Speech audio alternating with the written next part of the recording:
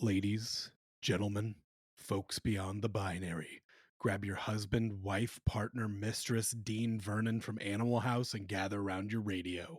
It's time for this week's meeting of the Erotic Thriller Club. Not rude or crude, he's always tastefully nude. In this hardcore world, he's a softcore dude. His antithesis, mysterious and dangerous. And oh yes, they've got all the sexiest movies out on VHS. So if you're fatally attracted to the racier stuff, Erotic Film Club. Basically, instinctively crave the salacious. Erotic Film Club. If you want a racy movie and you're too classy for smut, Erotic Film Club. We can watch them and discuss them all ad nauseam. Erotic Film Club. It's 1995, and other than being a hot college Major League Baseball prospect, you're an unremarkable pud of a man. Your girlfriend goes out of town, and you accidentally sleep with a member of the Brat Pack. It wasn't Emilio Estevez, but you wish it was because it turns out the girl you slept with is crazy and obsessed with your mundane ass. This week on the Erotic Thriller Club, Malicious. Hey everybody, welcome to this week's meeting of the Erotic Thriller Club. As always, Garrett Callender and Kit Ryan here. Hello, hello, and this is where we answer the genre's three most important questions. Was I aroused? Was I thrilled? And would I ruin my life for this person? Kit, so this week, I guess last week as of when this one's released, the Brat Pack documentary by Andrew McCarthy, Brats, just came out on Hulu. So I feel like the Brat Pack is really on the mind for people again, and I'm a huge Brat Pack guy. Like, they were such a big part of junior high and high school for me that I felt like it was only appropriate to find a Brat Pack erotic thriller. I'm so glad you did, and I'm so glad it's America's sweetheart, and that you got to see this beautiful princess of Americana asking, "So, you want to fuck?" I don't know if I'm happy about that, and we'll get into that later. But I started looking through, and I mean, all of the Brat Pack, a lot of these movies were in the mid 80s, like around 1985. Yeah. So erotic thrillers were either on the cusp of being huge or like became huge during their successful run. So you better goddamn believe that 90% of the Brat Pack are in erotic thrillers. It was actually hard to choose. Oh, we should do more then. Oh, I know. We got Rob Lowe. We've got Ali Sheedy. We've got. Ah! I know. Yeah. How do you feel about the Brat Pack? Were you a fan growing up, or where I mean, were they for you? I was never like obsessed or anything, but I definitely watched them all, and it definitely informed my ideas of like, oh yeah, that's definitely what high school is like, right? Yeah, it's gonna be exactly like that. And damn it, I didn't once get high in the school library while having Saturday detention. Then again, I never had Saturday detention. I only got one after school detention, and there was. I was gonna say I was gonna be very, very surprised if you ever had a detention. Would you like to guess what I got that detention for? My one and only detention. That, by the way, I won the class award most memorable detention for simply because I got any detention at all. Uh, you don't strike me as a high school skirt too low kind of gal. No, Um, nope. My you skirts were said appropriate at all times. the math teacher heard you say fuck in the hallway. I wish. No, I fell asleep in math class. Literally, that's it. That sucks. Yeah, I know. It's really sad. Apparently, he had called for everybody to like turn in their homework, and when I woke up, I had detention. Yeah, and it That was wasn't the most any. memorable detention. I promise you, somebody Okay, got caught fornicating in the teachers' lounge that it was year. the But most. no, but kid took a nap. There was a male and female version of the award. The boy who won most memorable detention, Is um, in jail now. I mean, he might be. I don't know. I haven't kept track. He put a fishing line around a Book of Mormon and threw it over towards some Mormon kids and did like you would with a dollar bill attached to a fishing line, but with their holy books. So yeah, that was a way more memorable detention than mine. I fully admit it. But the guy who sat behind me in detention drew a picture of me sitting there, so I have that on my wall at my parents' house. It has been commemorated. Obsessed. He is Mhm. still stalking you from afar. But yeah, we can hop into this movie. It's called Malicious. It could also be called Stupid Fatal Attraction, if you want to call it Mm. that. Honestly, it's a really generic name, and I'm surprised they didn't try to go for some sort of baseball related pun. Like something with a curveball or suicide squeeze. Uh, Uh, Screwball. screwball. I like that. It's a Double little play. pointy, it's a little sexy, it's got everything. And the lead in this movie, Patrick McGaw, played our lead Doug. And like I said in the intro, I found him to be an incredibly unremarkable person.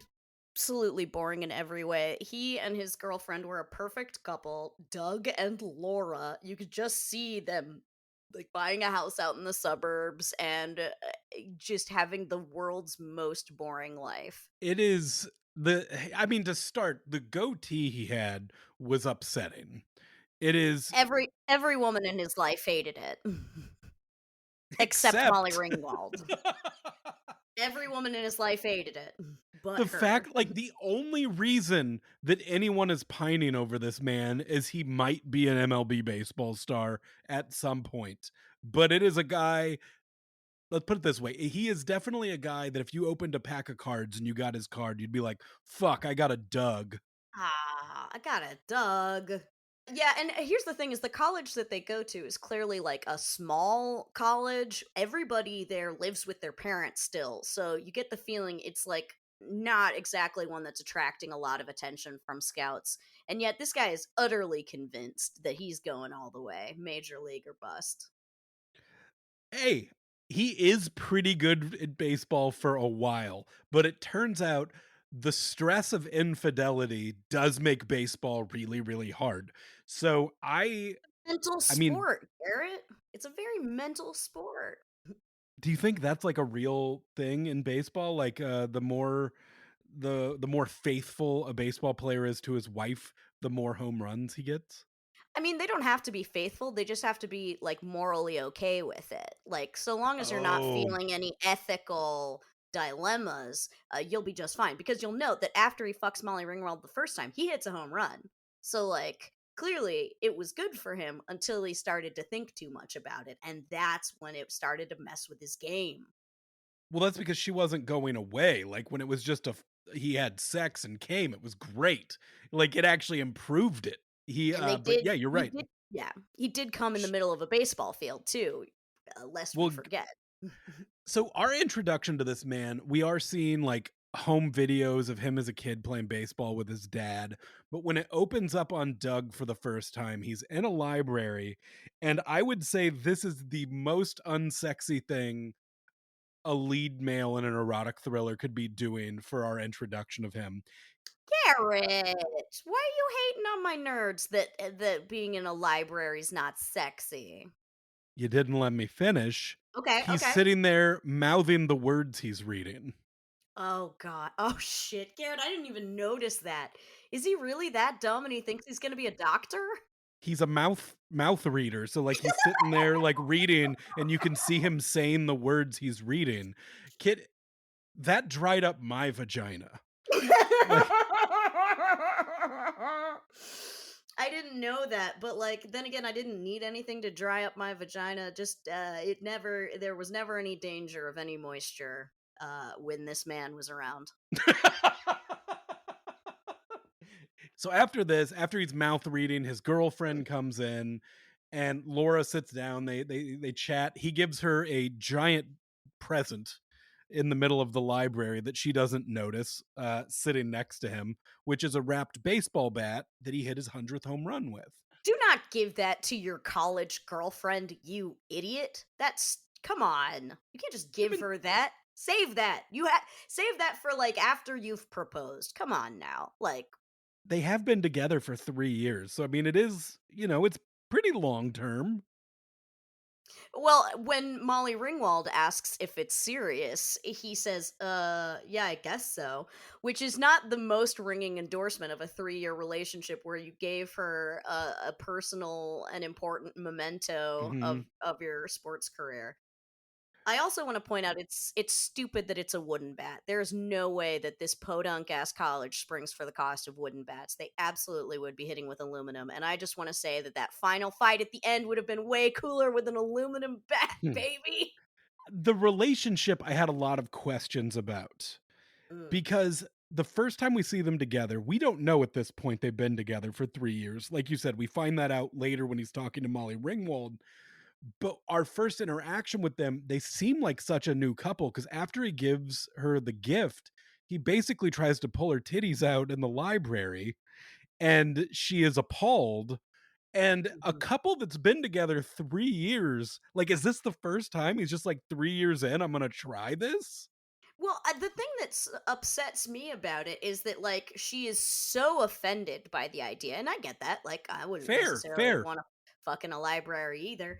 But like, then she's apologetic afterwards. Like, I'm so sorry I didn't want to fuck in a library, and it comes up later too, where she once again apologizes and says like, "I know I need to be better." And I was like, "Better about what? Fucking in a library, girl? You are not required." Laura, you could do anything to this lady, and she will apologize to you for it. Like, I'm shocked she wasn't apologizing to Molly Ringwald at the end. you're right, though, like, at a certain point in this, the second time we see her, because she leaves town, She's and on an interview in San Francisco for something or other. yeah, and she calls Doug, and this is, like, several scenes later, he's already cheated at this point, and she's just like, "I'm really sorry I didn't let you pull my titties out in the library. I gotta be better. Next time I'm in town, we'll go to the library and we'll And fuck." you can pull my titties out in the library. And I just don't understand. Like for a while, I was like, I wondered whether they had never had sex, and that's what she was apologizing for. Is like that it's 3 years and she's still not comfortable with the idea of them having sex, and that's what she quote unquote needs to work on. Which also, girl, you don't need to work on that. That's all about you and your comfort level. But then he tells Molly Ringwald that he and Laura have fucked. So like, what's the problem? You're right, they both have virgin energy. Yes, they absolutely have virgin energy. And I wonder if like it was considered like making them both virgins and then somebody was like, "No, that's too lame. Let's add a line about how they definitely have fucked." No one will b I think what happened is there's a ton of cutting room floor footage of Bible study that they're just like, This just doesn't work. No one likes this. They This movie's supposed to give you a absolutely boner." she absolutely has serious promise ring energy, does she not? Oh, absolute like, I'll say this, Laura does have it going on. She's Uh, beautiful. the actress, let me look up her name real quick so we can give credit to the actress. I don't know if she's been in like, I mean, I'm pretty sure the only 2 people in this movie you've ever seen in anything are John Vernon, who played, Dean Vernon in Animal House, Mhm, and mhm. then Molly Ringwald. Let's see, Laura is played by Sarah Lasses, and she is in nothing you've seen. Okay then. She Not deserves even an better then. episode of CSI. Like, you've not if you've seen any of this shit, I'll be surprised. But next scene after this, we meet his doofy friend, Oh my and god. his doofy friend should get an Erotic Thriller Club Oscar for portraying doofy friend so perfectly. It really is. I wrote down the line, "Babes, Doug. I'm talking about women." Women. It was the 80s. That's how Women. people talked. It's That not. This movie is 1995, sir. How dare You're you? right. You're right. Fuck. I'm wrong. He's an idiot. He wants his friend to come to a party because this guy is the most popular guy on campus. Doug Despite is. the fact that he has zero personality whatsoever, it wasn't even clear to me that he was on the team or if he was just like a hanger on because he's studying sports medicine and his girlfriend's talking about him being a doctor someday and I'm like, "Oh, I guess he's like a washed out former player who is now studying sports medicine." But no, it turns out he's doing both. He's a very busy boy Do you know with how a many passion bones are career. in the human hand? I was really hoping that would come back later with Molly Ringwald being like, "Do you know how many bones are in the human hand?" And then like smashing all the bones in his hand with a baseball bat to ruin his baseball career. See, you're right. That would have been great, but I love what we got instead because there's so many moments in this movie where we watch him be an idiot trying to learn. And it's always a visual thing. So like later you see him sitting in his room just staring at a diagram of a hand. And then later at one point you see him in a class just staring at a heart in a jar. Like he's just like completely lost in thought, staring like I'm going to learn something. I'm going to absorb it with my eyes. He couldn't even point out the fucking gallbladder. Like, Oh, my no. guy, that's not that hard. This guy shouldn't. I mean, I don't know. This guy's a fucking idiot, but he's at the party and this is where he first sees Molly Ringwald. And She's she looks so beautiful. She looks absolutely slamming. I will say she's fucking great in this movie. Like this is a movie that she is good in and everything else is stupid and sucks. Yes. Yeah. Yeah. Like I'm Like not, you can yeah. still see the star of Molly Ringwald coming through. Like we had never gotten to see Molly Ringwald play a crazy person before and there's so many moments in this where she plays crazy so well where you're just like, She really does. fuck. Kit, do you know what movies she turned down in the 90s but did this piece of shit? No, what? She turned down Pretty Woman Oh, wow. and Ghost. Wow. And she picked the movie where she was going to have to show her breasts to prove to us that she's not a kid anymore, tale as old as time. Yeah, yeah, and that she could play this like unhinged character instead of just being a sweetie pie. Although, like, if she had been in Pretty Woman, she would have been playing a hooker. She could have shown her tits in that. Come on. I bet she could have convinced somebody to let her do that because it said she took this role because of the nudity and subject matter. Wow. Like, fuck. There were so That's many better erotic thrillers that she could have ended up in instead, but here she is. I love the background people that they filled this movie with to look like 90s college kids. Like, they're all excellently, perfectly dressed. And so he's chatting with a girl who's got like the curly hair and braids and the like. She's basically like the feminist friend in Legally Blonde, right? Or like she's the stereotypical like college girl of the 90s. And I wish I had gone to college in the 90s and that girl could have been my best friend. But alas. you're talking about an extra. Yeah. No. No, I Okay. mean she had lines.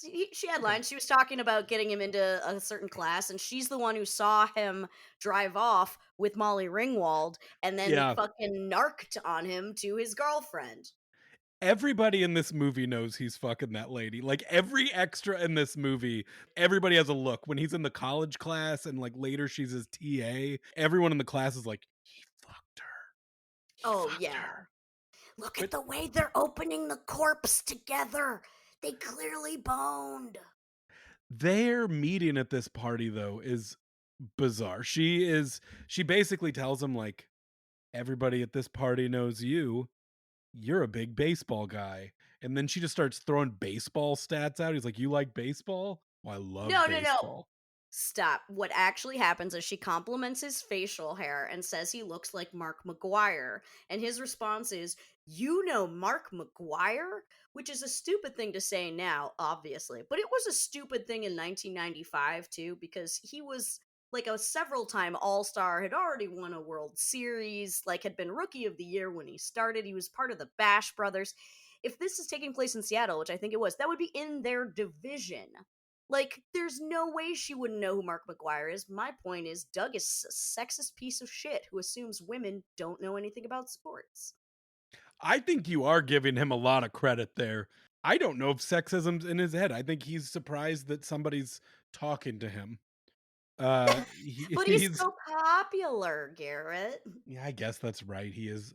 I look at him and I create my own backstory, and he sucks. He's just And she's like, "What's your major?" And he's like, "Major League Baseball, I hope." teehee. Just kidding. Mm, Anatomy. Anatomy. Anatomy, my favorite. First sexy thing that happens in Mhm. this movie, other than him trying to rip his girlfriend's titties out at the library. Yeah, she also gives him a cigarette and he claims that like, "Oh, I don't smoke." And then she's like, "Oh, it's what is it? American Spirit? Is that the one?" It's Uh American Heritage, I believe she says is yeah, the name of these. There's it's no practice. chemicals. They're basically healthy. Yeah, and then he just smokes it like a guy who's been smoking his entire life. Like I don't believe that he doesn't smoke. Yeah, this guy hasn't even had sex. He doesn't know how to inhale. That's why he isn't coughing. He doesn't know how to inhale. He's He's too lame to know how to smoke a cigarette. I love that. Yeah, I'll buy that. That's this my new canon. it's just insane that she's so quickly like he has the conversation with her about like he does have a girlfriend. And it turns out she's swiped his keys, pulls up in a car like, "Hey, do you need a ride? I'm not letting you drive because you're drunk." They hop in her convertible, and she does say a line that throws back to Breakfast Club.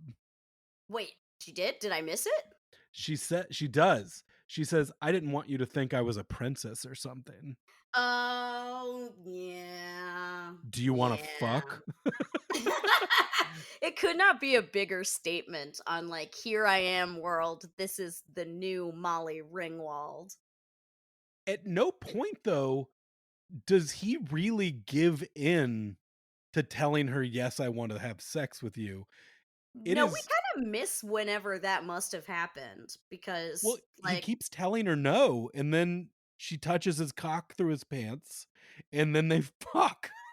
Like, next thing you after know, yeah, they're fucking in the rain in an open topped convertible in the middle of a baseball field. And I was like, that is genuinely a new one for us in this genre. I can't say we've seen that before. I believe in the Me Too movement, what she's doing to him It's could not actually be okay. considered sexual assault because he was uncomfortable. Let's be Not clear. yes, and she claims he's too drunk to even drive, so she's doubly taking advantage. The sex scene, though, is fucking incredible in the way it It's really was good. filmed, how it just gradually pulls back, 'cause we just know they're in the car, and honestly, this scene already shows you that this woman's unhinged because they are fucking in a convertible in the pouring rain, full disregard to the interior of that car. Yeah, she doesn't give a fuck. I mean, it's not her money; it's her shitty dad's money. So, like, what does she care? She even said it was her dad's car, Okay, okay, yeah, I guess fuck him. right? As we pull out on them having sex, which is Heyo. hilarious sex because it's all clothes on sex for Yes. the most part. There is no nudity, and as far as I can tell, they're just dry humping until like a shirt does come off. But as it pulls out, we are in the middle of a giant fucking college baseball stadium, fucking in the pouring rain in a running convertible. The car's still going. Yeah, yeah. So what is they listening to the radio? Like why is the car still on? Yeah, because they want, background music. Okay, I mean that's fair. Yeah. The next day, though, he's got a game and he hits a homer. So You're here. clearly it worked. Then from there, this is where we find out she's his TA now, and she makes fun of him for being dumb and says he needs a tutor, gives her address and phone number. She's being very flirty, which he is dumb. He does need a tutor. Yep. I don't want this man to be a doctor. He's not smart enough. I don't care if all he does is like, you know, uh, sports medicine. Like, you still have to be a legit doctor. He's not gonna fucking make it, my dude. And this movie seems to think that this is it's so convinced that this is a normal career path where you, of course, are stuck choosing between Major League Baseball or being a doctor as your two life choices. That is apparently also the dilemma that Molly Ringwald's dad had, that he was choosing between Major League Baseball or being a surgeon. I'm like, I don't think the fact that this has come up twice is wild. Well, as long as Doug can get a hold of his infidelity by the end of this movie, I think Major League Baseball is in the future. If not, probably youth pastor. Yes, that is absolutely more in line with where I see him at. You know, the one who thinks that because they play like acoustic guitar there, that like that's going to attract all the kids to want to come to Sunday school. Do you know how many bones are in the hand that you have to contort to be able to play chords on a guitar? So he goes to Molly Ringwald's house. She says they should leave. She takes him to a sailboat or a yacht. It's a sailboat. It's like a big It's a fancy boat. sailboat. And I mean, it's not rape, but it's not rape. No, I thought this was purely consensual. Well, This he's one. well, yeah, he says no 100 times, and then she ties him to a boat and fucks him. He did. I didn't. Did he say? He Did he does kiss back, say? but He kisses back, but you're right. I would not call this enthusiastic consent, which is what you should be going for in any sexual encounter, is enthusiastic consent. And he's definitely enthusiastic by the end of the encounter. yes, And so was I. Kind of, I kind of. And it's just wild to me that this guy mentions the ropes not at all. Like, that does not slow his roll. He does not seem weirded out by it. He's just like, yeah, I'm fucking tied up by Molly Ringwald. We do see Molly Ringwald topless in this scene, Yep, yep, yep. and It looks good.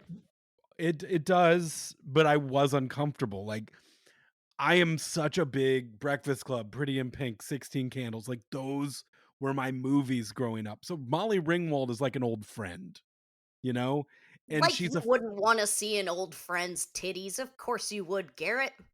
obviously I do, but it felt a little uncomfortable. I was not uncomfortable at all.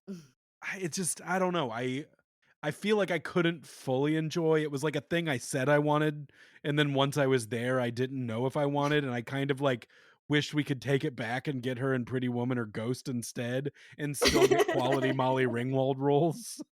And I Yeah. could have had so much more time with Molly Ringwald in cinema if it weren't for this scene.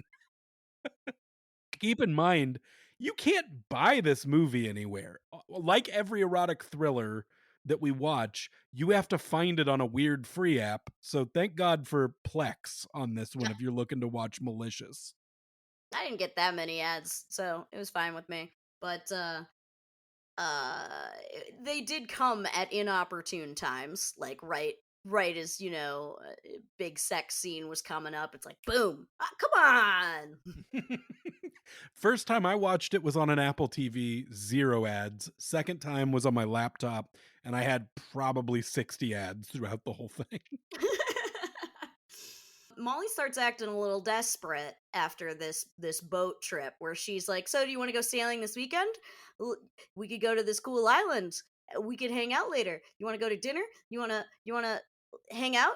And he's like, nah, I got to think about some stuff. His instant regret when he gets back to her house and he's just like, he has his hand over his face. He knows he's fucked up. Yeah, yeah. And this girl wants to make too many plans. Too big, too Yeah. fast. Too big, too fast. I mean, yeah. Yeah. Well, at this point, she's already made a copy of his house key. So, like, she was clearly already completely batshit. So, the fact that he didn't pick up on the red flags already is a little bit on him. He's got both girls on the phone at the same time. Old timey, Fucking putting them on 90s hold. caller ID, and you knew he was gonna accidentally say the wrong thing to the wrong one because this is Hmm. the time of Frasier, baby, and this is basically running back and forth between doors. It is, and he does. It is Molly Ringwald's name that he accidentally says to the girlfriend, and she's like, "Who's that?" And he's like, "It's a friend of my mom's. You know, my mom who's in mourning over my dead dad." A We great haven't way. mentioned that yet, sorry, folks. It doesn't really come up until you realize he's living at home with his mom, and therefore mom is in danger, which takes a while for you to realize that every single one of these people lives with their parents. Uh, but It doesn't yes, seem that weird. it doesn't. But at the same time, it's weird once Molly Ringwald's going to start showing up at your door. It's It's this scene though where they're going back and forth on the phone that one, we see Laura say like, "I will show you my boobs at the library." And also he hangs up on Molly Ringwald and we get to see her be insane for the first time. We're like 30 minutes in, she gets the click, he's not on the phone. "Fuck you, you bastard." And she's throwing the phone at the wall. And Full that's nuts. also around the same time we see that he has a cat, and it's like, oh, come on. No, don't introduce the cat now. We know what that cat's for. Yeah, unfortunately, because this is stupid Fatal Attraction, the cat does not make it to the end, which Mm-mm. if a dead animal in a movie bothers you, I'm gonna go ahead and tell you it shouldn't in this one. And I'm gonna pull up a photo I took of my own screen to show Kit the dead cat that comes in, in the next half hour or so. The puppet they use for this dead It's cat is the it's not good. It's not good. God damn it, Garrett. its tongue is out like a dead cartoon animal. Oh shit, you're right. You're right. Oh man, it's not good. And I don't think it's even the same color as his actual cat that we saw earlier in the movie. Is the best part. Sorry, I'm looking at it now, and this dead cat is it's art. It's art. This is if I had to make a list of the top 10 best things we've seen in our 16 movies now, this cat's in the top 10 somewhere. No way. No way. Above Heather Yeah, Graham's yeah. boobs? I didn't say it's number 1. I just said it's in there. All right, that's fair. So the cat is not put in his house though. The dead cat gets to go to Laura's house. Uh which I don't feel like is fair at all. Laura comes back and she makes good with her promise of library sex, Yep, which yep. thank God for this movie, they don't have a lot of extra budget. So no one's there except Molly Ringwald. And she is smoking. I want to point out that Molly Ringwald is Mhm. smoking in the goddamn library. And even in the 90s, that was not acceptable behavior. That is not okay. Well, and she's 3 feet away from them looking through a pulled out book in the library case. So she's watching them through there smoking a cig, and from 3 feet away, they don't be like, "I think somebody's smoking." But I guess that's not gonna. Well, I mean, it wasn't gonna stop Laura. Laura was willing to go to town, and Doug's the one who calls off the library sex, and she's like, "I'm trying, Doug. Like, what do you mean? Why? Stop fucking being this mousy little woman." Begging Doug of all people to fuck you. You deserve better than this. You deserve a man who will fuck you in the library, not in the library, wherever or you want, whenever you want, and not make you feel bad about it. And Laura, don't feel pressured to have sex in a public place with this pud. He Mm-mm. doesn't deserve you. He doesn't deserve Molly Ringwald. He doesn't deserve the MLB. Doug deserves to have his fucking cat gutted and hung in somebody's apartment. Not Not Laura's. Laura Laura's. doesn't deserve it. Not Laura's. She did Garrett, nothing wrong other than love him. Garrett, I'm not sure, which is pretty bad. She should not have done that. That was a serious mistake. But, It is a like, Garrett, crime. are you saying there are people who deserve to have their cats gutted? You realize that implies that there are cats that you think deserve to be gutted, and I don't think this cat deserves that. Well, looking at this photo of this cat, he is demonic. And he did need to be put down. Like, yeah, yes, the live version looks a little More more lively?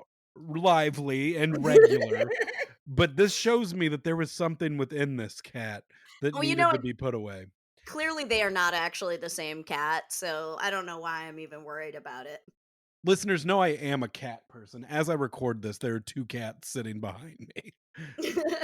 Okay, so then now it is cadaver day in Doug's class, and she's like holding his hand as she pulls the scalpel because he's too, I don't know, is he It's too. like a guy teaching a lady to play pool. It's sexy. It's a really good metaphor for what's happening here, actually. And he looks completely bewildered and lost. And I'm like, I can't tell if it's because he's just like freaked out at seeing a dead body, or if he's freaked out because he knows Molly Ringwald is crazy, or what. But he is incapable of doing this on his own, incapable of locating a gallbladder. He's got nothing. But she does come and try and fuck him in the shower of the locker room in a little bit, Yeah. and that's on paper fun, but in reality not fun because he's finally putting his foot down and this lady can't have sex with him anymore, no matter how bad she wants it. Yeah, and this is when she shows off, her little memento. Oh my god. Tell him. Tell him. She's got a Doug tattoo. It's a heart with Doug written on it, and it's right on her breast. And she's like, "Does Laura have this?" And shows it off, and he's like, "That's fake. Please tell me that's fake." And she says, "Well, what would be special about a fake tattoo?" Kit, this is the only tattoo in any erotic thriller we've watched that I don't want to get with you. Which is really saying something about the quality of the tattoo, I gotta say. It is shitty. It's not It good. is she might have done a poke and stick herself and had to do it upside down to get I it the mean, way it did. Like, the coloring sucks. Like, it's yeah, just it's a shitty tattoo on a boob. yeah, and I get the feeling that that's because in this pathetic tiny ass town, they don't have that many good tattoo artists. And she just like picked a heart off the wall and was like, "But write Doug on it." I think that's fun that you thought they were in a small town because I mean, we don't know what town they're in, but I didn't get that vibe at all. I assumed we were still in a fairly big college town, like a wealthy town at that, That's a good point because, like, I feel because like we're seeing like yachts and at one point they mentioned Seattle. It was really just their shitty stadium that made me think that this was a podunk piece of shit place. And the fact that he was like, a scout's coming from San Francisco, and I'm like, if you're a college, like a big market, like serious big college team, like you don't just have like one special day where a scout's coming to look at your one good player. Like they would be coming by all the time. It seemed like the guy was coming a long way to look at one special player. And you're right, maybe it's not a podunk town, but it kind of looks like it.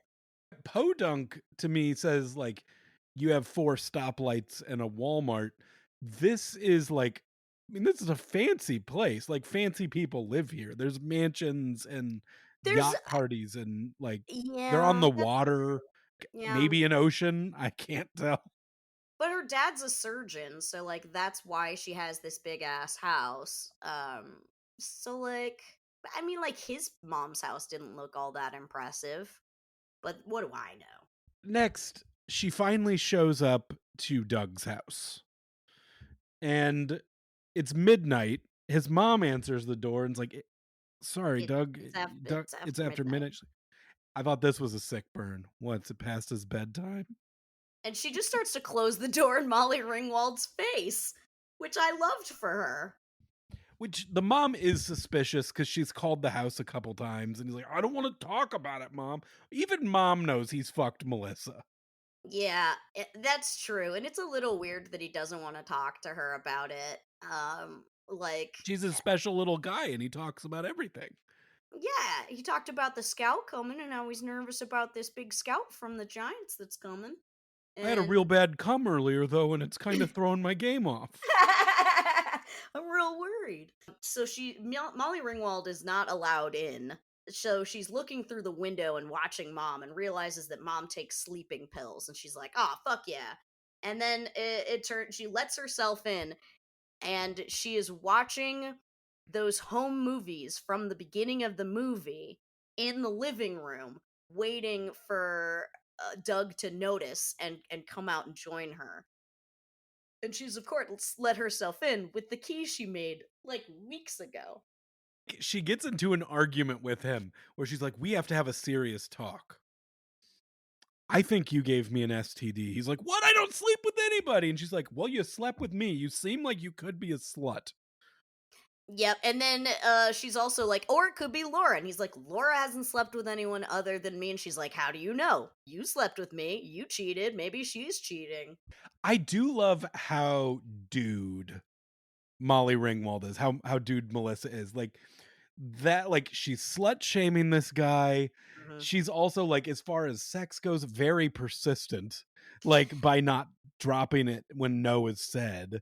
Yeah, Like she's very aggressive, and it's funny because then on the boat later, she's like, "I'm not normally that type of girl. I just there's something about you." And it's like, "Girl, you had sex in a convertible on a baseball field the very night you met him. You cannot pretend that you are not that kind of girl. Just own being that kind of girl." I will say the actor that plays him, I've seen some more recent photos, and he's kind of a stud now. He looks like he would be like the bassist of like Pavement or Death Cab for Cutie. Like it looks like he's the bassist I of an love that. indie rock band. And Was it I just the wish Mark McGuire facial hair that was making him look ugly? Did he have that and the potential haircut. all along? Mm. I don't know. I don't know. I really don't. But I do know that that ugly duckling turned into a swan at some point. Aw, good for him. We gotta Uh find a movie where that guy's fucking, but he didn't make anything else after this either. but yeah, so she rolls out the white girl tears and he hugs her and she's got a fucking needle. Don't fuck with a med student apparently. They'll fuck you up. She knocks him out. Which is hilarious. The syringe in the back, he's just like mouth goes agape and he goes, Mhm. "Oh, oh."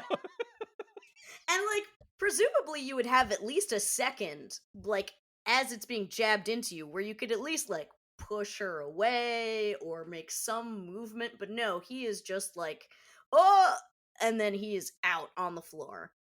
Poor And reaction time in now baseball, say no to sex, anything. shit. You are right. This guy is not good under pressure. And that's bad for a baseball player. Mhm. This guy ain't winning any World Series, and he's gonna disappoint every kid that pulls that Doug card out of a pack of Fleer, uh, baseball cards. Fucking tops. They put in like 90% Doug cards just to really screw with your collection. I got a Doug autograph. I don't even wanna put this on my spoke so that it makes clicky noises when I ride my bike. I'm afraid it'll fuck my bike up. But yeah, here's the thing though, like, and this is gonna influence my thrill rating later, is like, Mhm. so she knocks him out, she starts like kissing him, and you're like, oh shit, this is really messed up, right? And then she just leaves him and goes and does the cat thing. And Yeah, kills Kitty, yeah. presumably that's also when she screws with the mom's medication or something. Um, Puts high dosage sleeping pills or something in them, that's what we find out, yeah.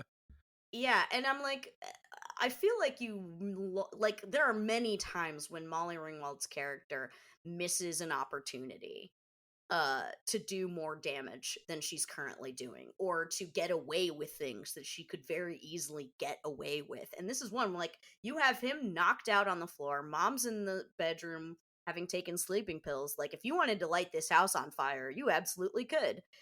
But like, her big idea is just to murder the cat. Okay, you didn't need him to be knocked out for that. You could have just stolen his damn cat while he was asleep. You're right. What is the end game for her? Like, she wants him back, I guess. But I But guess I don't really understand what her goal is other than to just be crazy at them.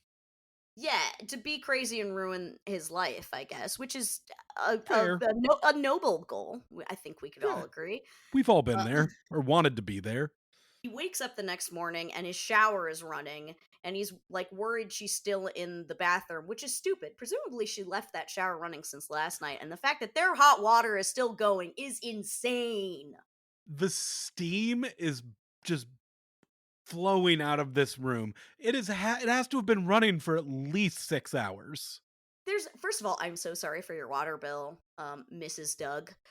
Uh, but also, like, there, how big is your hot water tank?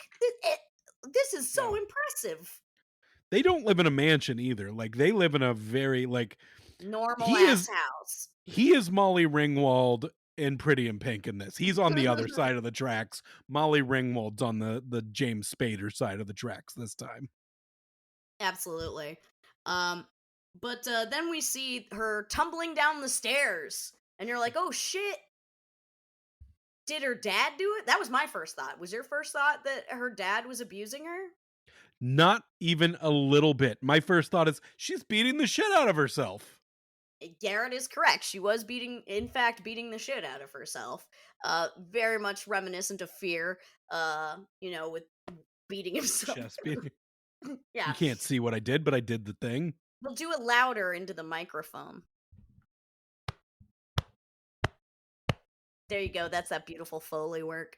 And so you're instantly worried. How is this going to work out? And of course, it's when the scout shows up, and the scout's like, "Hey, kid, you suck. You really suck ass. But But we you like you. hired. But we like you anyway. You seem like a good kid who definitely doesn't get into any trouble whatsoever." And then the cops come in. We have to go back a beat. Like, I want to go back to just the beating up part for a second, Mhm. and we'll get to the scout for sure. But the beating up, like, she's throwing herself over cabinets, she's throws herself down the stairs, she smashes herself in the face with a cabinet. Like, you see her pull the Yeah. door open into her own face. And throughout all of this, as you would say in professional wrestling, she's selling it, but Yeah. there's no one there. She's For selling for no whom? one. That's why I Me. thought that's why I thought it was her dad doing it at first, is because her reactions were so genuine of like being beat up. But you know what? I like that. She's a method actor. Not Molly It's Ringwald. The character, Melissa, is Melissa. is really method about how she goes. She knows that she needs to really feel being beat up. Also, I was impressed that she chose to beat herself up in ways that would not leave evidence on him. Like, it's not like when Marky Mark is beating the shit out of himself, but like clearly the dad would have had blood on his knuckles, like would have hurt himself in some way. Molly Ringwald chooses to throw herself down the stairs, open the cabinet into her face, all stuff which would not leave any physical evidence on him, and therefore it's completely plausible that he did it. It's true.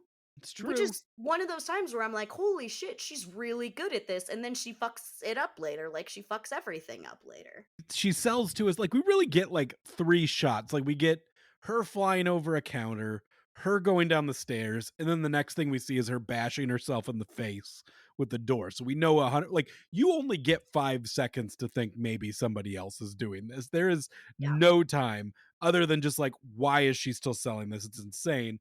We see him playing baseball. He knows the scout's there. He's doing so shitty. He does everything wrong. Meets the scout, and the scout's like, "Hey man, we all play shitty sometimes. You want to come try out for the Giants?" What? Why'd he even come scout him then? He watched him play shitty in baseball for a whole game. Yeah, you should have just got turned around and gone home, my man. But he was like, "Hey, your coach says you're not normally this much of a garbage ass player, and you're studying sports medicine, so you seem like you're probably a responsible guy, and that's what we look for here at the San Francisco Giants." The scout looks like Sacha Baron Cohen in a disguise. Like He is he wearing the most ridiculously huge ass suit. He looks absolutely absurd. and then when like things are going so well, he's like, I got my thing. They walk in, the cops walk in with Molly Ringwald, who is beaten and dressed like a 50s housewife. No, incorrect, Garrett. She is not dressed like a 50s housewife. Little House on the Prairie. She is dressed like a depression era housewife, and you can just see her in that dress, like holding her dirty child to her breast and explaining to him why they can't get milk this week. Like that is the look she is going for, and she absolutely nails it. And like she plays it so good when she's like, "That's him, officers. He's the one who did it." And here's a piece of licorice flavored rock candy I bought for a nickel down at the trade store. I just hope someone makes it home in time to feed the chickens. You're right though. Like she is dressed so weird, but like she's selling once again, like she prepared for this role. She is Mhm. beat to shit and dressed like no one in 1990 has dressed Ever. And then ever. when he like lunges at her, she does an extremely convincing like ah! And Which what jumps a back. dumb fuck. Yeah, He's what in an handcuffs idiot. and tries to attack her while the cops have their arms on him. That doesn't make you look not guilty. It absolutely does Heat of the not. moment, and Doug's a fucking idiot. So after that, we find that his mom's also in the hospital. Like, hey, his family friend who is a cop comes in, and he's I like, thought, is he "Well, fucking the mom?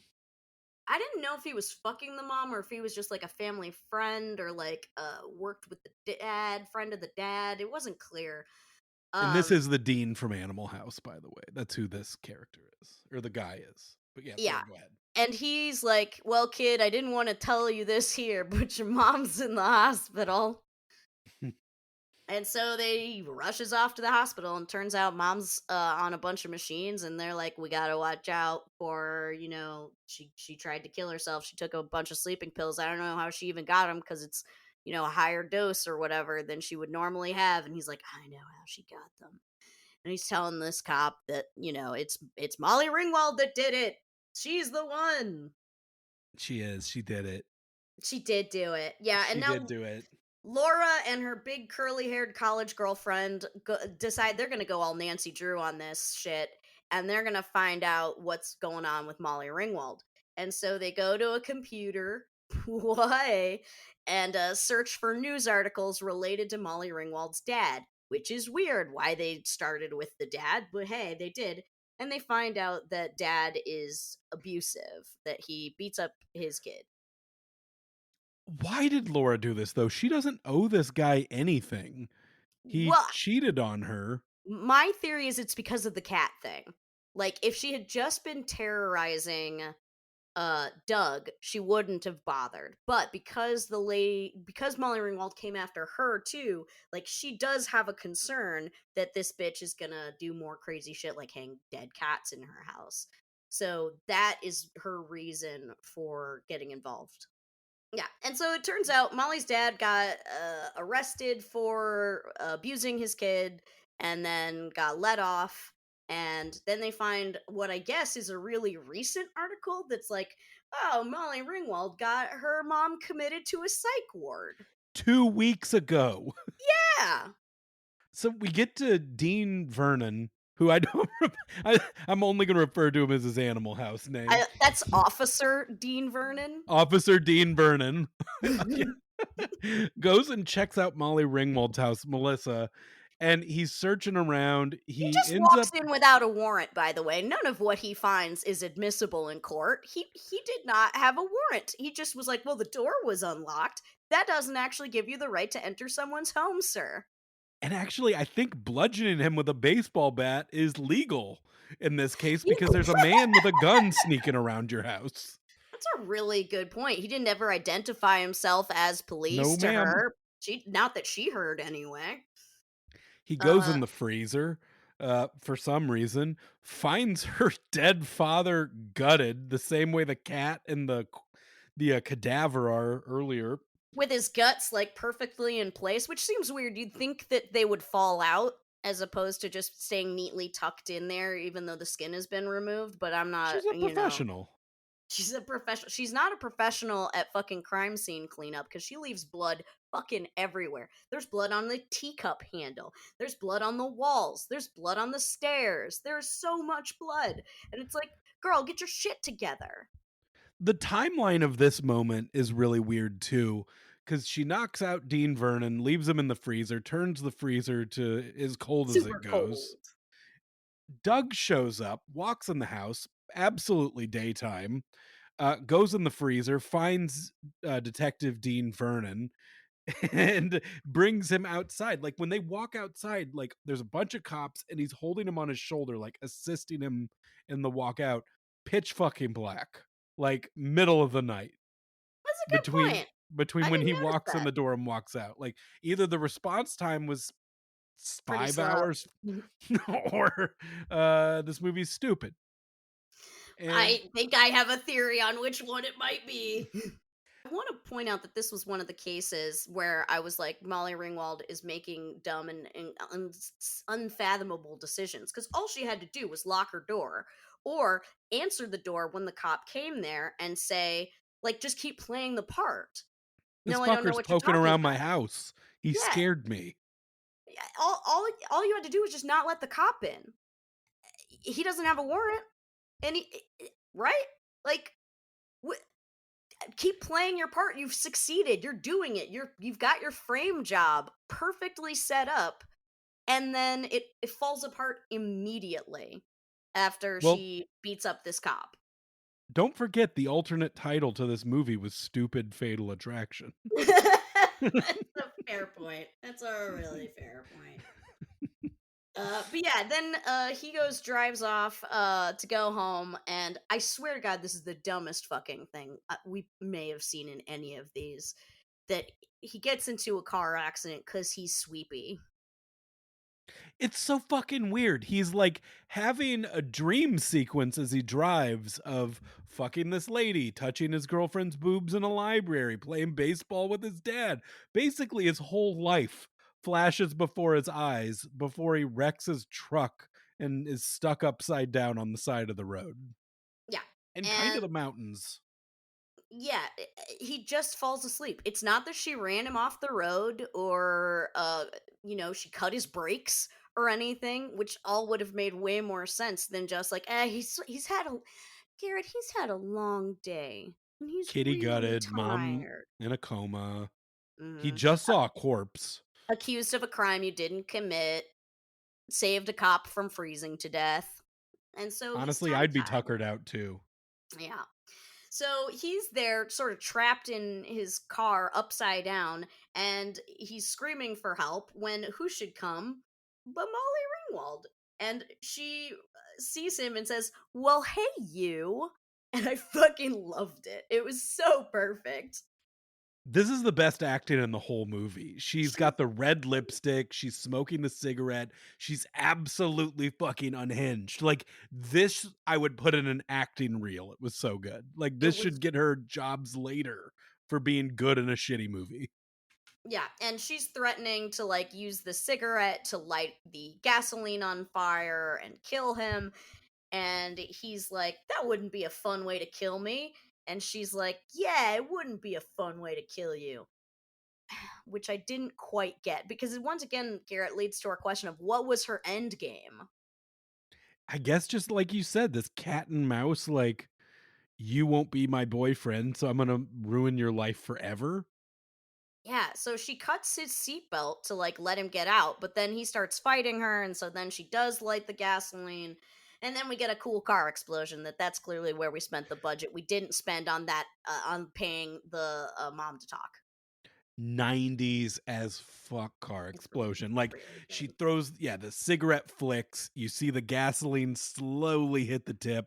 It When immediately ignites, and the explosion is instantaneous from the fire touching the truck. Which it's wild that you watch the like classic thing of like the fire on the gasoline like getting closer to the car when she was right next to the driver's side like door. There's no way it should have taken that long for the fire to travel to the car. She was right there. Did you ever see the Mythbusters where they tested that thing to see if like the movie thing of flicking a cigarette into gas lights it on fire? Does it not? I don't remember the So, episode. so they were doing all just like movie tropes to see if like movie things worked. And that one, I think for it to end up working, because most of the time the gas just put the cigarette out when they were flicking it. Yes, Basically, because the you had to fumes have that like light it, right? basically they showed you would have to have like a whole pack in your mouth stuck into the gas and inhaling the cigarettes in unison to get enough fire to like make the, yeah, it And doesn't work this way. if It's cool. anyone would have done that in order to kill someone, it is Molly Ringwald. I gotcha. That is the level of crazy you want to see in a movie. Like face down in a puddle of gasoline, smoking 16 cigarettes.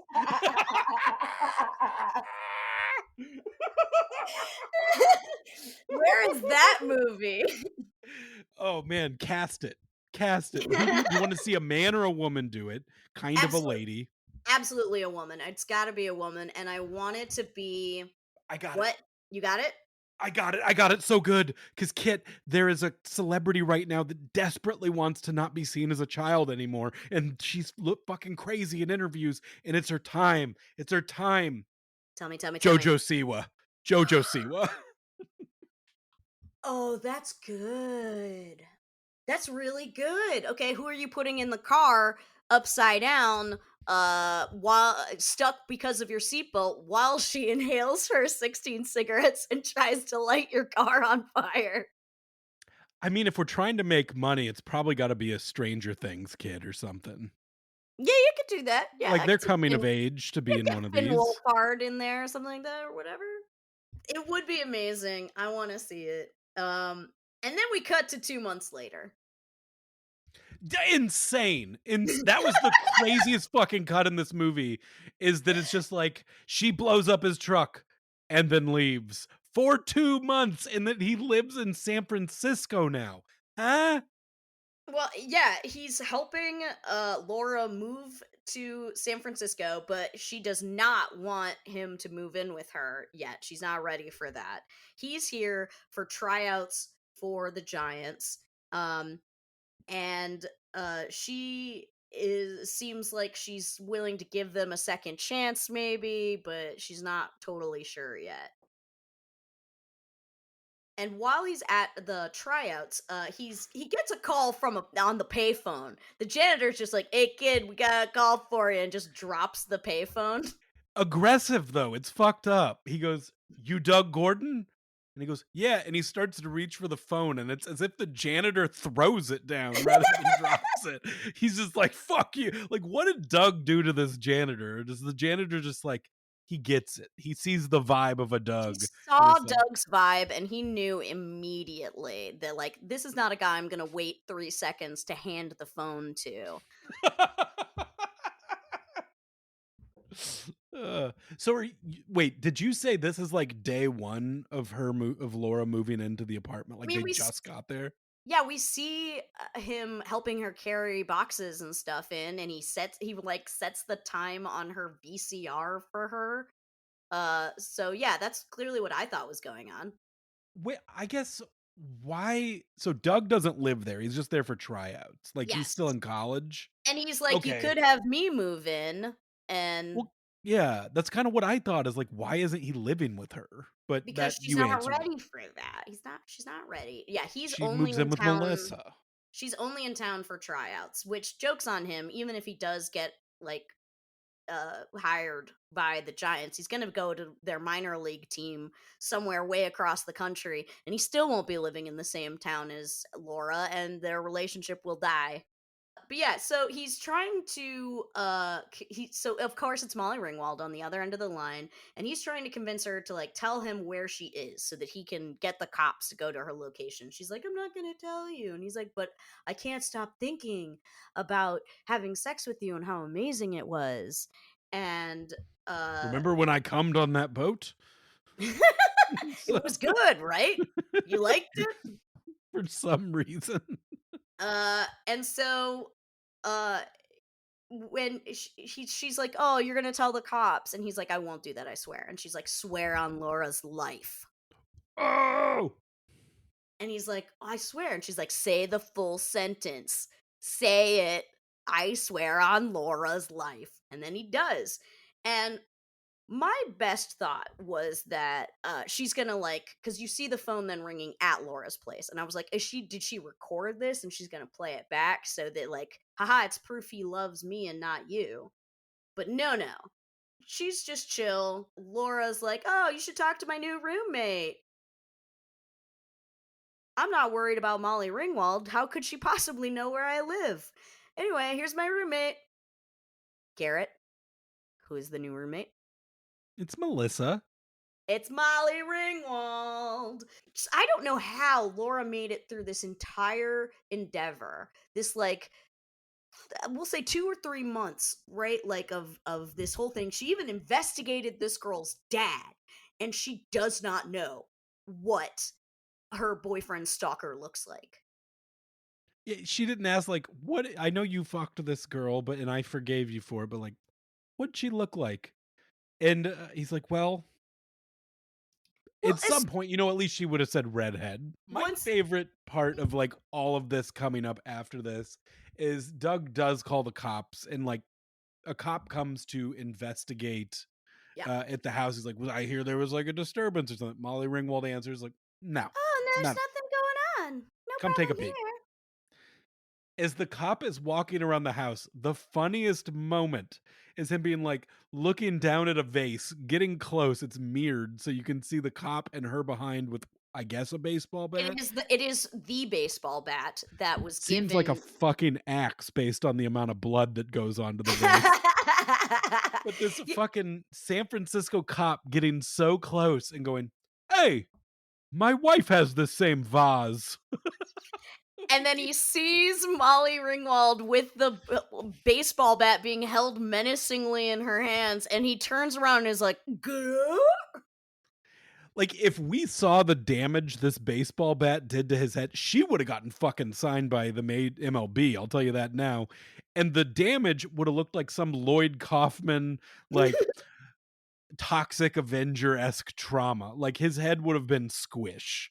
There was a bucket of blood fell out of his head when she It hit was a him. lot. It was a lot. And this is another case where I'm like, I don't know what Molly Ringwald's fucking endgame is. The cop was not going to find Laura. Laura was tied up in a locked room.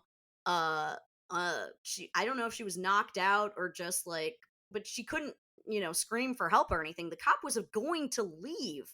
Like Molly Ringwald needs to stop assaulting cops. Like, I get it, girl. You don't like cops, but like, what are you doing here? You're just ruining your own ways of getting out of this. You have other methods. You've played the white girl in distress card before. Just do it again. After Cop is dead, Doug shows back up at the house. He's running through, finds Molly Ringwald, struggle, struggle, struggle, baseball bat, baseball bat. This has the funniest ending. It felt like somebody who M. Night Shyamalan might have seen this and was like, signs. Swing away. Swing away, Doug. Swing away. Like, Doug knew what to do, though. Fucking Joaquin Phoenix had to have a dead woman in his dreams tell him to bludgeon an alien with a baseball bat and that it might hurt it. A really good point, Garrett. He didn't need any of that shit. I mean, that's because he's, natural athlete. We were wrong about his response times. He's actually better than Joaquin Phoenix. he he took sports medicine. He knows baseball bat to head equals He's dead. dead, maybe. So Maybe. she ends up somehow, like, through some really contrived way, ends up in a windowsill to pick up Yeah. a knife that I don't think we even saw fall into the windowsill, and No, I didn't. he smashes her guts so hard with this baseball bat that I think it was real, kid. I mean, it certainly looks very convincing. And like she had been going absolute ham with this baseball bat before this, and I loved every second of it. Like her acting was amazing. She was so into it and so happy to be beating the shit out of a cop and then him and kicking him. Like she was having a great time. She And finally got to have some fun. Like, this is a right, big deal for her. Like, this is so different from anything we've seen, America's princess do this. right. And so, yeah, next thing you know, she's out the window and lands on the car, smashes the windshield, and she's dead. I can't stop thinking though about this baseball bat to the guts. Do you think this is like Brandon Lee getting shot on film in The Crow?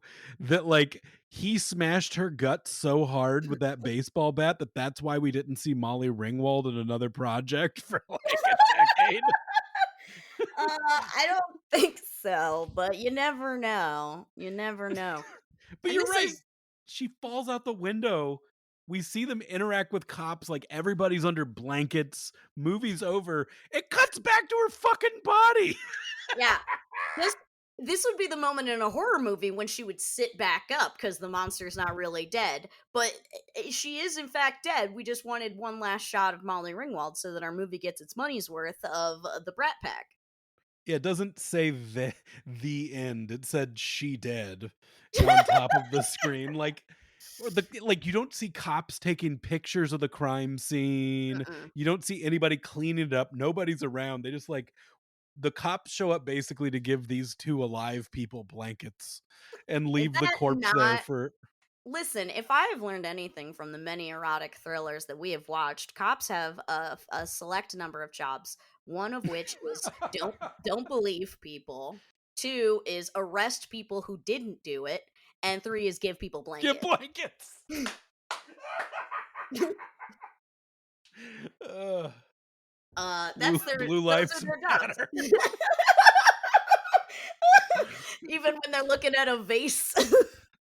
Hey, my wife's got this same vase.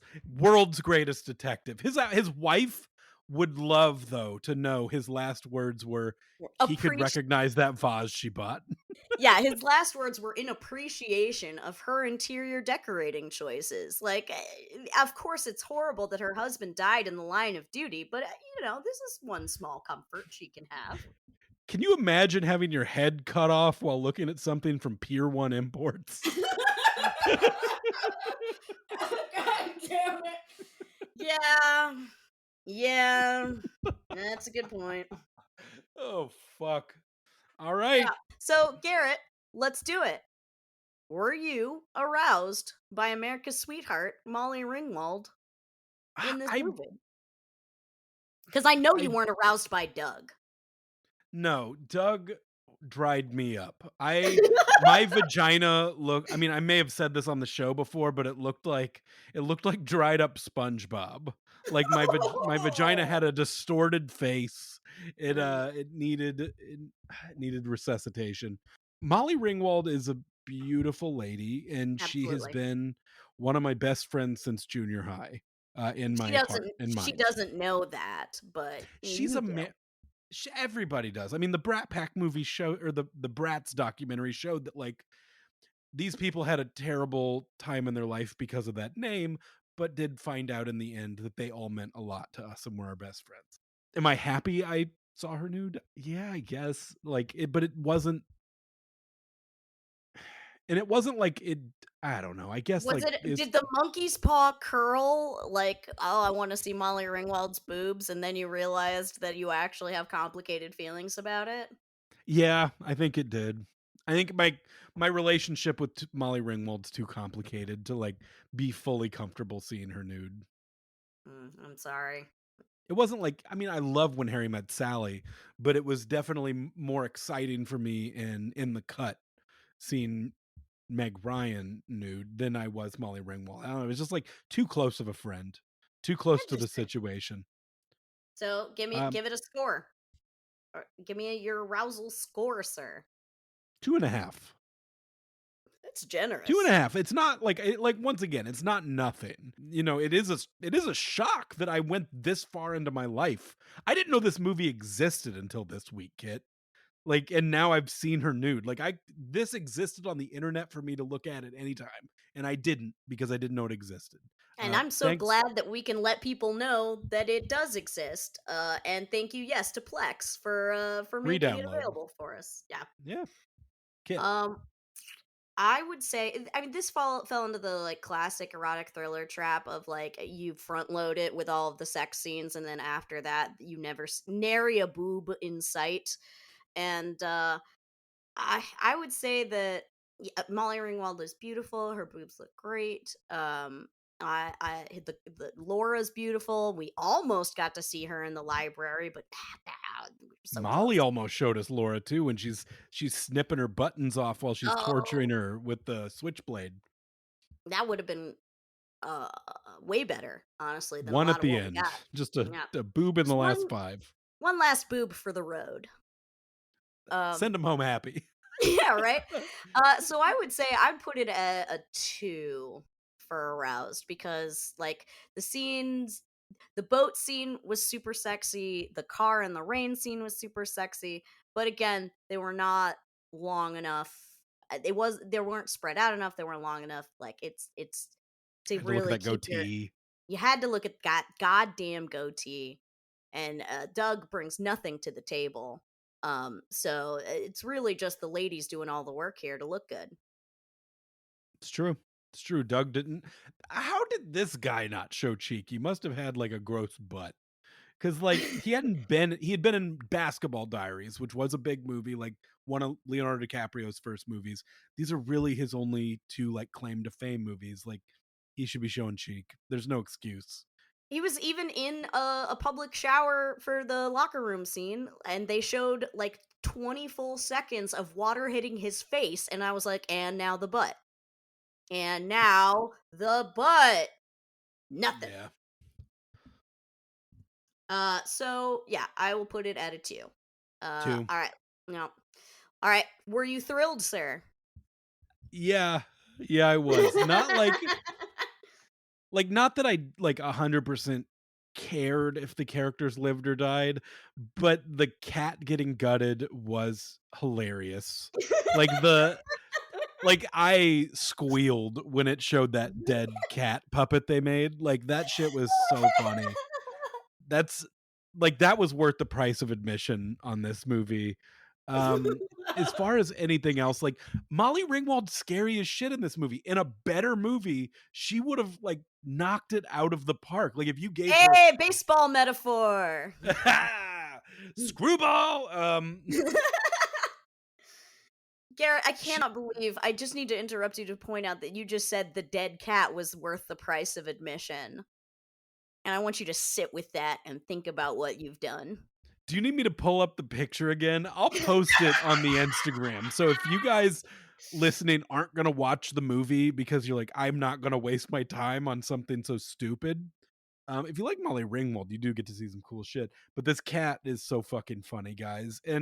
But no, she's scary. Like She the is. when she's at the truck, like especially she like that is some of the best acting I've seen Molly Ringwald do, and she's in some of my favorite movies, and I'm still Yeah. saying that. She was great. So I don't know, a 3 does seem high on thrills, but I think I was just so impressed with her getting to be scary that I do wanna go a little high on it. Like, it's not like I think this is more of like a personal 3 on me just being like, "Good job, Molly. You are as good as I want you to be." Yeah, I'm gonna go a little lower because I feel like when you look at a movie like The Crush, right, and it really makes you sit with that horrible feeling of him being accused of a crime he didn't commit, right? And this movie didn't manage to put together any, like, string any tension long enough, Mhm. because everything got resolved really quickly. Like, the same day that she accuses him of beating her up, he's off the hook. Right? Like, nothing ever really compounds on itself. Like, her schemes never evolve and get worse and worse, and you're like, oh shit, how is he going to get out of this? Instead, it's just like she's ping ponging from one idea of how to ruin his life to another. Yeah. So even though she is doing an excellent job, she really is scary, she really is convincing. um I would say it's a 2.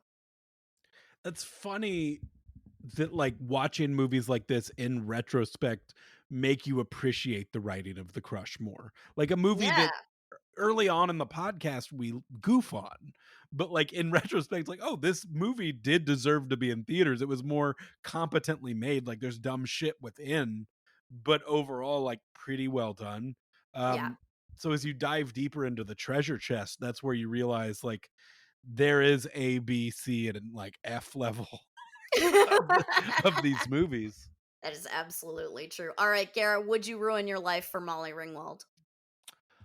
I would say no, but I think the real answer is with Molly Ringwald's character Melissa in this movie, you don't have a choice. If she Mm. wants to fuck you, she's going to, and it will ruin your life. I don't have a say in this.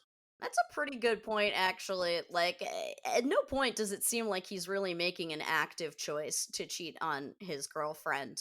He is too stupid to avoid cheating on his girlfriend in many ways, Like, he doesn't just tuck and roll out of the car, which is an option, but or just not take her up on her tutoring offer. Right? Like, he it was. goes to the house. Like, yeah, It you're should right. have been really obvious that when she was offering to tutor him, she was not actually offering to tutor him. She He was kind of trying wanna to fuck. fuck her. Yeah.